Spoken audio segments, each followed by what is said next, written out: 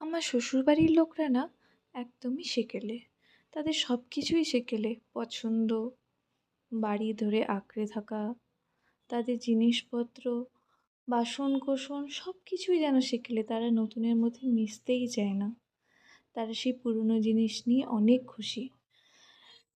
তাই আজকে আমরা একটা পুরনোর মধ্যেই নতুন কিছু রান্না করার আমি চেষ্টা করলাম, যাতে তাদেরও ভালো লাগে। তাই আপনাদের সঙ্গে শেয়ার করে নিচ্ছি।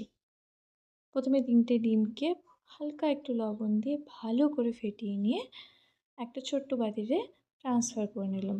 এখানে কোনো ব্লেন্ডার নেই যেটা নিয়ে আমি ভালো করে ব্লেন্ড করব, তাই কাঁটা চামচ দিয়ে ভালো করে ব্লেন্ড করে নিলাম। তারপর একটা কড়াইয়ে হালকা জল দিয়ে সেটাকে হালকা গরম করে নিলাম। গরম করে তার উপর একটা ছোট্ট পাত্র বসিয়ে তার উপর ডিমের বাটিটা বসিয়ে ভাপাতে দিলাম। ঢাকনা লাগিয়ে 10 মিনিট ওয়েট করার পর যখন ঢাকনা তুলে দেখলাম, তখন দেখলাম ডিমটা ফেপে গেছে। একটা কাঁটা চামচ ঢুকিয়ে ট্রাই করে দেখলাম। আপনারা অন্য কিছু দিয়েও ট্রাই করে দেখতে পারেন। যদি গায়ে না লাগে তার মানে ভালো করে এটা ভাপা হয়ে গেছে। এরপর চাকু দিয়ে বাটির চারপাশটা কেটে নিয়ে বাটিটাকে যখন উল্টে দিলাম, তখন এটা অটোমেটিক বেরিয়ে চলে আসলো। এরপর সেই ডিমটাকে পিস পিস করে কেটে নিলাম। কাটার পর এটা দেখে বোঝাই যাচ্ছিল না যে এটা ডিম না পনির। আমি তো বাড়ির লোককে এটা সারপ্রাইজ দিয়েছি। ওরা তো প্রথমে বুঝতেই পারেনি। ওরা বলছে, বৌমা তুমি পনির কখন নিয়ে আসলে? আমি তাদেরকে বললাম, তোমরা খেয়েই দেখো না তোমাদের কেমন লাগে। কিন্তু তাদের সবারই খুব পছন্দ হয়েছে, তাই মনে হলো তোমাদের সঙ্গেও এই রেসিপিটা আমি শেয়ার করে নিই। এরপর আমরা কি করব? আমরা এবার মশলাটা বানিয়ে নিব। একটা পেঁয়াজ, 3 টুকরো কাঁচা লঙ্কা, কিছু কাজু, আদা কুচি, জিরে এবং একটা টমেটো দিয়ে ভালো করে পেস্ট করে নিলাম। এবার কড়াইয়ে এবার সরিষার তেল ঢেলে দিলাম।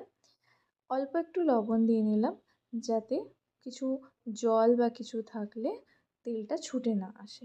এরপর মশলাটা পুরো তেলের মধ্যে ঢেলে দিলাম। এরপর ভালো করে আমাদেরকে এই মশলাটাকে কষাতে হবে। যে কোনো রান্নার প্রথম স্টেপ হচ্ছে, যদি মশলা ভালো করে বারবার কষানো যায়, তবে সেই মশলা বা সেই রেসিপিটার টেস্ট খুব সুন্দর হয়। এটা আমি আমার মায়ের কাছ থেকে শিখেছি, আর আমি সেটাই ফলো করে থাকি। এরপর কিছু হলুদ, 1 চামচ লঙ্কার গুঁড়ো, সেটা আপনারা আপনাদের ঝাল এবং টেস্ট মতো নিয়ে নিতে পারেন, এবং ধনে এবং জিরে গুঁড়ো আমি মিশিয়ে দিলাম। আবার ভালো করে মশলাটাকে কষাবো। তারপর মিক্সারের মধ্যে যেটুকু বাকি মশলা ছিল সেটাতে অল্প একটু জল নিয়ে আবার মশলার মধ্যে ঢেলে সেটাকে একটু কষালাম। ভালো করে কষানোর পর এরপর এটাতে আরও একটু জল ঢালবো। জল ঢেলে ফুটিয়ে আরও কিছুক্ষণ এটাকে কষিয়ে নেব। অ্যাকচুয়ালি এই কষানো এই ব্যাপারটা না, এটা যেন একটা ফ্লেভার নিয়ে আসে যে কোনো রান্নাতে। এরপর এটাতে বলক উঠলে নিজের টেস্ট মতো অল্প একটু আমি নুন মিশিয়ে নিলাম। আপনারা চাইলে মেশাতেও পারেন, নাও মেশাতে পারেন, সেটা আপনাদের টেস্ট অনুযায়ী।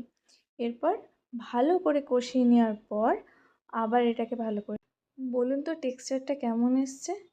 খুব সুন্দর একটা স্মেল করে এবং খুব সুন্দর একটা টেক্সচার আসে এর মধ্যে। আর সবথেকে ভালো টেক্সচার এই জন্য আসে কারণ এতে অল্প পরিমাণ কাজু মেশানো হয়। আবারও একটু জল দিয়ে হালকা মতো গ্রেভি করে নেওয়া হলো। গ্রেভি করে নেওয়ার পর এটার মধ্যে আমরা কেটে রাখা ডিমগুলোকে মিশিয়ে দেব।